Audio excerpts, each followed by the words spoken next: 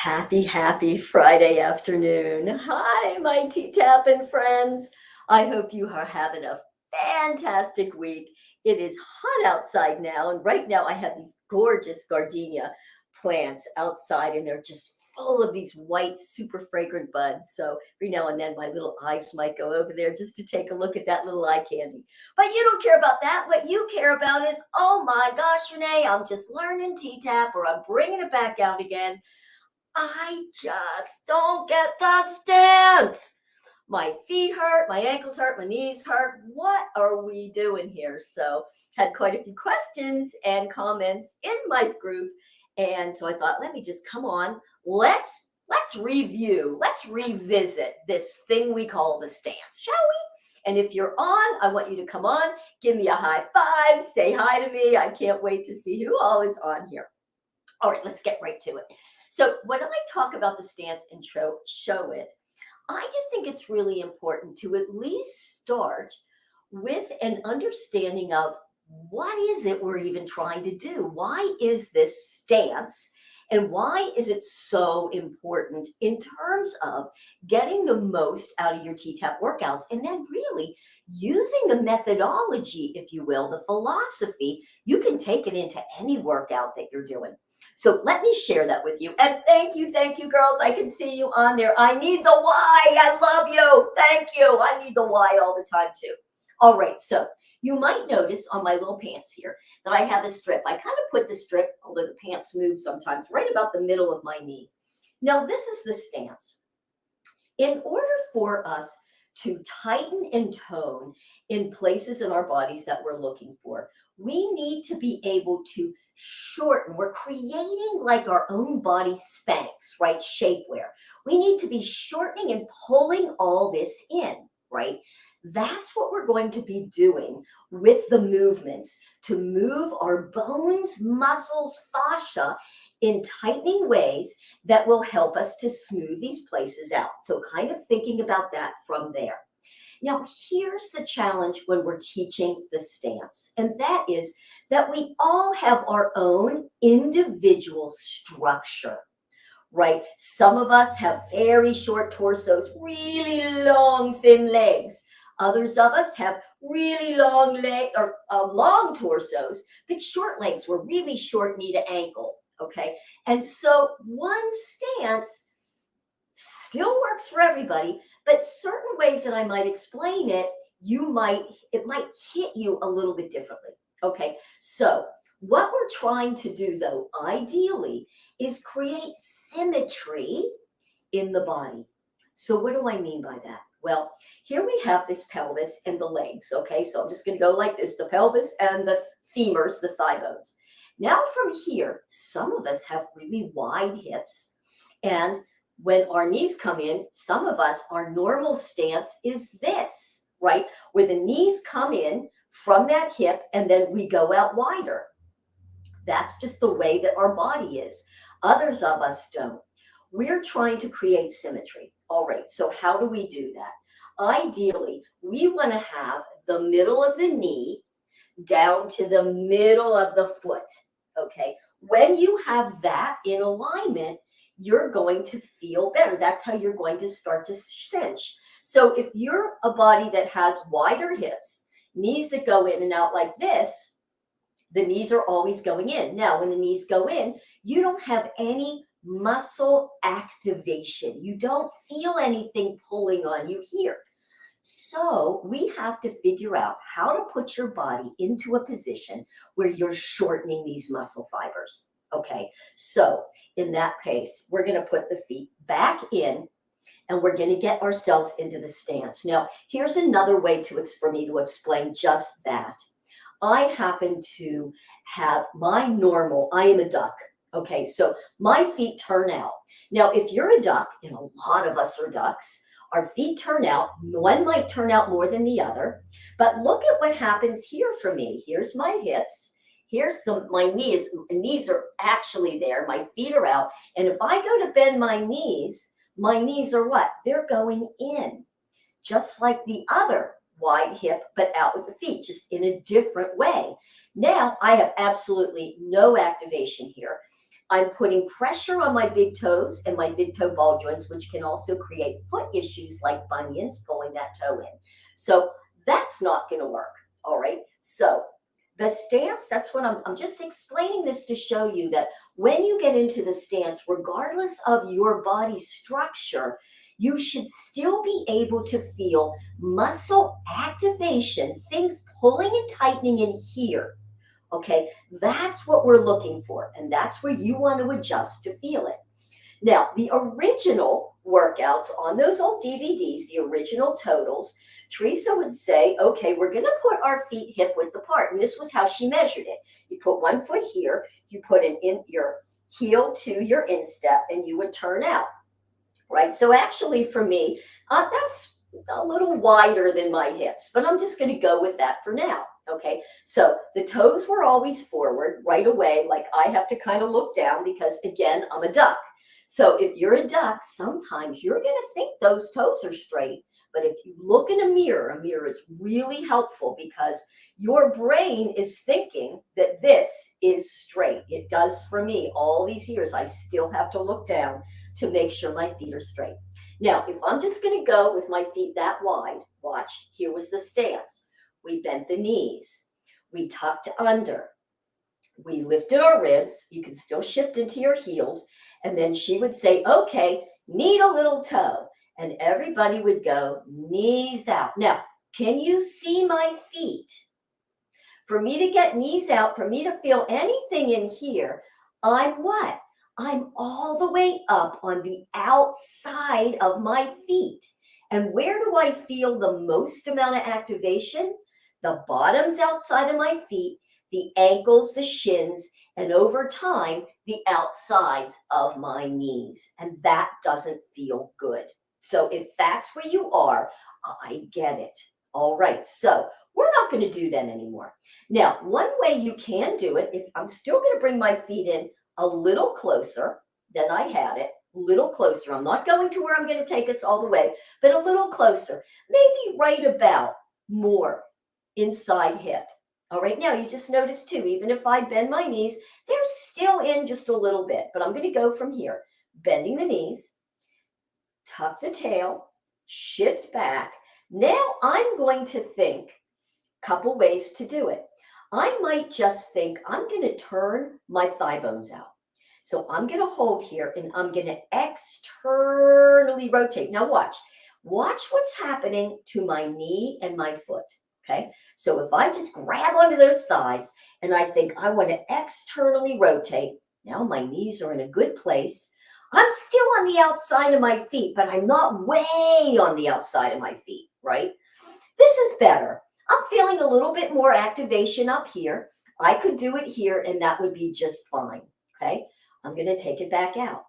I'm going to add one little step to make it even more, give me even more muscle activation with my feet in this position. So let's try this. I'm going to bend my knees. I'm going to tail under, shift back. Now I'm going to, you can't see it, but I'm going to lift my toes. And on that big toe, on that ball joint, I'm going to press that toe down. Now, why am I pressing the toe down?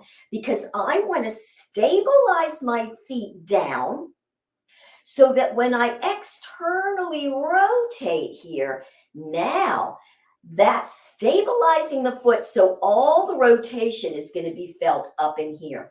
Now I'm feeling it a whole lot more right up in here. Now notice, big toe ball joint, I'm not on the outside of my foot.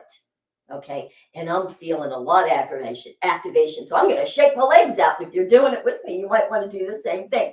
Why did we shake, by the way? Why did Teresa always kick with a lift?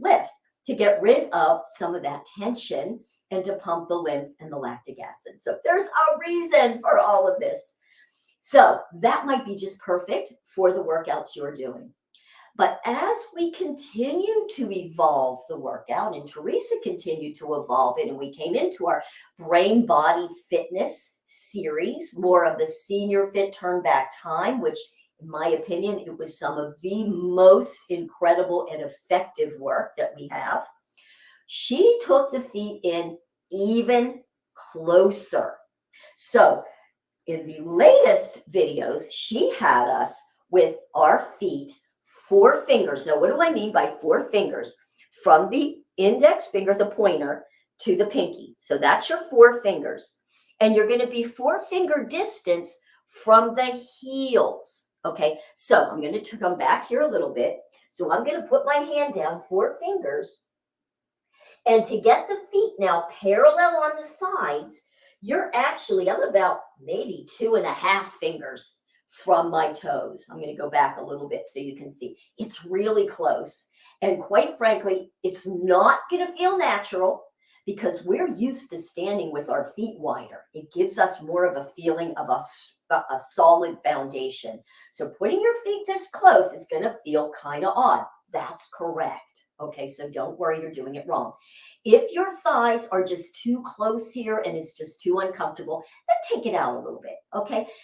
We have rules, and rules are meant to be adjusted and modified for you, okay? So I'm going to do it, though, to show you the 4 fingers. So that's where I'm at. Now, if I bend my knees here, and you can watch my tape, I'm going to, for a tail, I'm going to talk about the tuck in a second, but let's just finger tuck and lift. We're going to shift into the heels now. With your feet this close, Teresa would call it ankle activation, okay? What did that mean? Watch. I'm going to go from my ankles. I'm going to turn out. In other words, I'm going to take my ankles and press them outside. Now I'm going to stop it. Everything else is the same. My foot is flat now.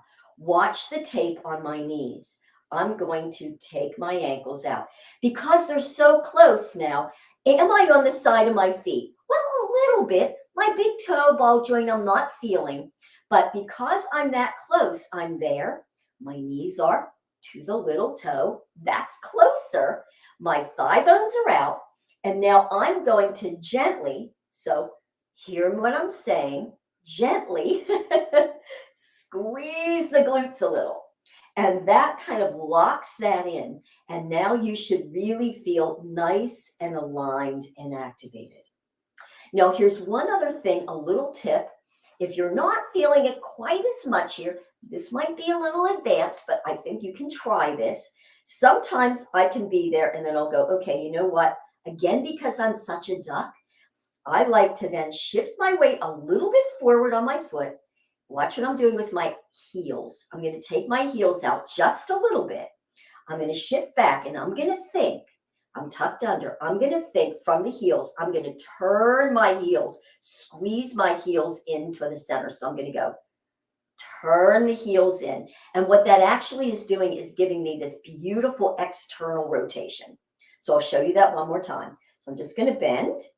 I'm going to tuck under, shift back. Okay, I'm going to think ankles for just a sec so I feel it. Then I'm going to bring those ankles in. I'm going to shift a little forward. I'm going to take my heels out just a little bit. Now my toes are still there. And then I'm going to think tuck and heels. I'm going to turn them in. And what you're actually doing is you're getting a rotation, but the rotation is coming from the back of your body. It's actually coming more from the hamstrings than from the quads. And then squeeze. And that is amazing. Now I feel it all. Do I feel my ankles and my feet? You know, a little if I really put my focus down there, but I don't feel it in my knees. And where I really feel it is up here. So now I'm going to stop and I'm going to kick it out because boy, I feel that. And you know what? Just standing like that is isometric contractions. And that is a powerful way to cinch in, just standing there, giving yourself that beautiful muscle activation. Now, I do want to talk about 2 more little things. That might be enough for you. You might be able to just take what I did and go practice that, and then maybe come back after you feel that to this next part for a little bit more tweaking. Okay, here's the little tweaking. I'm still going to keep my feet that close. I'm going to bend. Now, here's a different way to tuck. The thing with the tuck is different words and different people and brains connect differently. So I'm going to be using a few different ways to do the tuck. Some of them you may feel more than others. You just pick what works best for you, okay? So for a long time, I've been saying now, instead of thinking tuck, because for me, whenever I would tuck, I would still come forward and then I'd have to lift, but then I typically would lift and my shoulder would go back behind my hip. It was just awkward for me. I just never quite connected to that. So, but what I did find was if I would just bend and think tail, so my tail, like if right at my sacrum I had a tail, I would just think heavy tail. So let me just bring my arms up just so you can see that. So my normal stance would be like this, where I do have a kind of a sway back a little bit, and I'm like this, which will pooch the tummy a bit. And sometimes a lot of us tend to lock our knees back, and that really puts a lot of pressure right here on the lower back. So if you have lower back issues, you really want to pay attention. I'm just going to lift my arms up here so you can see, to always softening your knees, and then just think, drop your tail. See, so I'm not thinking tuck. I'm not doing a whole big thing there. I'm just making a heavy tail. And for a lot of us, that might be just plenty. So when you think about the heavy tail drops, the body works front to back. So as you drop the heavy tail, this automatically is going to come in. You don't have to think about pull my belly in. When people pull their belly in, they stop breathing. And that's an issue. So don't think about pull your belly in, okay? That belly will go along for the ride. You're just tucking the tail. But recently, I've been doing something a little different. So try this. If this one works for you, heavy tail, beautiful. But recently, I've been doing a bend and thinking now, instead of belly in, no, I'm just going to put my hand at the pubic bone and I'm going to think, pull the pubic bone up. And for me, that gives me a little more tuck, a little more lengthening of that lower back. It feels really nice and automatically brings you up. So pubic bone lift, you've shifted back again. I'm going to take my ankles out a little. I'm going to curl them in with the tuck under. So you're thinking tuck and turn out, squeeze here. Now, ribs up is another place, like the tuck, that can be like, how do I get the ribs up? Let's first think about why we would even want to. I'm going to come out of that a little bit of a stance, because normally, how do we sit? It takes a lot of muscle to hold up, right? So we're typically dropped, and that's a drop position. Everything is cinched in here. The belly is going to come in, not cinched in. What I mean was like lots of pressure there on the hips. So essentially at the rib cage, ribs up means that you're lifting it up from here. We're not now. Our brains are very attached to our shoulders, not so much our ribs. So most of the time, if you say ribs up, here's what I see people do. I'm exaggerating a little bit to make a point, okay? But not by a lot. Most of us will just lift up from here. So the way that I used to explain it was if you had a string right here between the breast, you'd lift it up. And that works nicely, but I'm going to turn to the side and show you what can happen really easily. It's not a deal breaker, but it's not ideal. And I'm going to show you that. So I'm in my nice position, but my ribs are dropped. I'm going to lift up from there. And can you see what just happened? If you look at the middle of my shoulder now, it's kind of back, aligned more behind the hip, not right in the center of the hip. So most of us, I did this for so many years, I just leaned back. And I'm like, yep, ribs up, I'm leaning back. And the problem with that is it does put pressure here. It pooches this out. It's not the same as the lift. Okay, so how will you know? You can go in a mirror and kind of look and you can feel it. So here's a new way to try this. Instead of lifting straight up, you ready? You're going to think same place in the front, and then also think about like the bottom of your bra strap. Okay, so you're going to think you're going to lift at a diagonal, at a 45-degree angle, and you can feel it here and here. So you're getting the front and the back. So it's going to look like this. You ready? So I'm really lifting my girls. Can you see it? And they need a little lifting, okay? Just saying, all right, we don't care. Here we go. Lift. Now, I want you to notice something else when you do that. The other thing that we don't talk so much about with the stance, but it's super important, is what are we doing with this 12 pounds? Okay, so all of our world is in front of us. So most of us are like this or like this, right? Or we're looking down, that forward head jut. And that is what causes so much neck tension, shoulder issues, the little rounded hump on the back if you're really short torso. You really want to make sure that you get yourself in that alignment. The middle of the ear should be the middle of the shoulder. Now, that for a lot of people might be too far to go, but you really want to make sure that your chin is slightly dropped and you're lifting from the top back of your head. So that can feel really, it's like one more thing to think about, right? Like one more thing. So if you want to like do the ribs in the head all together, take away one of those steps, the 45-degree does it. So I'm going to show you what I mean by that. So here would be, okay, bent and tucked under, thigh bones are out. I haven't lifted yet. Okay, my head is slightly forward. Now, I'm going to think 45 degrees. Did you see how my head came right into alignment?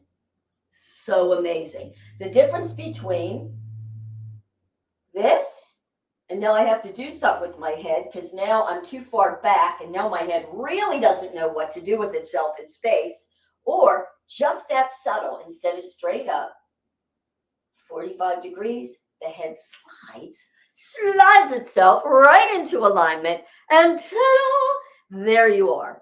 So I know that was probably a lot, trying to simplify down the stance for you. But even if you just start just working with the distance between and paying attention to how you're feeling, how does it feel in your body? If you're in pain, knees, ankles, then you know you're doing something's not quite right. Okay. Now, somebody mentioned, oh, I'm just learning the stance, feeling it, some pain, knee and ankle. And another advanced and experienced T-Tapper said something brilliant, which was, are you just a little fatigued because you're not used to doing the stance? Or is there really pain? And that's a beautiful question.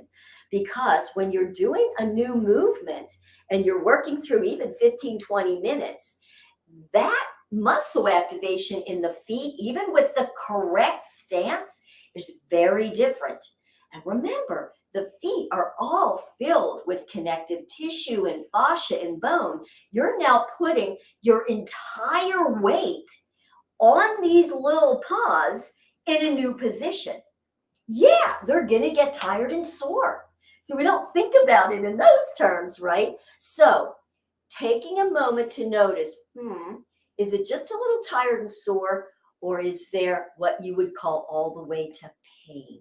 And there should not be pain. And if they're tired and sore, that's a great thing. Make sure in the middle, when you start feeling it, you kick. That's why the kicks are there. Little lift, take a little break, and then come back in. And what you're also going to know is when we're doing the T-Tapp stance and really all of the T-Tapp, you're also really working those feet in such a good way. That turnout like that, especially if you have flatter feet, is really helping to lift and work into the arches of your feet so they don't flatten, and then you have other kinds of knee and hip issues because it all works all the way up. The body works together. So love to hear how this works for you. If you're not trying, I'm going to come over and see if there are any questions. So far, I don't think I see any. But after you watch this, let's continue the thread. And I'd love to know how you're experiencing it. And then if you're experiencing some new things, we can always come on and do another live stream. Let me just see. Hi. Some of the names I see, some of you don't have names, so I'll just say hi in general. And Nan is on. Hey, Nan. And Jill, good to see you. Who else has a name? Alicia. I always question if I'm standing properly. And Yeah, because we just aren't quite sure. But again, just notice how you're feeling. You really want to, as much as possible, see if you can feel that activation. Do a slight squeeze of the glutes because that's what we're trying to do, right? We're trying to create this shapewear. So if you're not feeling anything up here and you're only feeling it down there, and you're probably not really trying to super shape those ankles, then you want to see how can I take it up with a tuck and the thigh bone turnout. All right, great. Thanks so much. Hey, Trisha, good to see you too. So thanks, you guys. And thank you so much for joining and saying hi to me. And again, give it a shot. I can't wait to hear how you experience this in your body. T-Tapp absolutely works. And I see somebody else saying, trying to get back into it, get my motivation back. And so here's just a 2 minutes since you mentioned it about motivation. Okay. If you wait until the big motivation thunderbolt hits you, you're never going to do it. Just don't wait. We know T-Tapp works. What does works mean? Works mean it's going to make you feel better. Are you going to lose some inches? Probably, but you're going to feel better. The body needs movement. So just start. Just say to yourself, you know what? I'm just going to get in the position and I'm going to do primary back stretch. That's all I'm going to do today. Just get in and do it. And then the next day, get in, do it again. And then maybe you'll do a couple of arm pumps. And you know what happens? Once you get into the movement motivates you. You don't wait for the motivation. It's really hard to wait till the motivation hits you. If you do, you're just not going to feel it. So I hope that those words help you. It's absolutely what I found. Let the movement motivate you. You'll feel it and you'll feel so much better for doing it. And you don't have to do it a lot. 5-10 minutes, just start there and let yourself progress from there. It's amazing. I'm doing my 30-day Get Moving Challenge, and we are having amazing results. And that's what we're doing. We're doing small amounts through the day. I call them movement snacks. So just doing a primary back stretch might be a movement snack. And I do have a little form. I'll do it in our Facebook. If you want, you can get on the wait list for the next one that we're going to do again, probably, I'm thinking maybe in July. So we'd love to have you join us. It's really powerful. All right, you guys, thank you so much. And you have a beautiful weekend. Bye.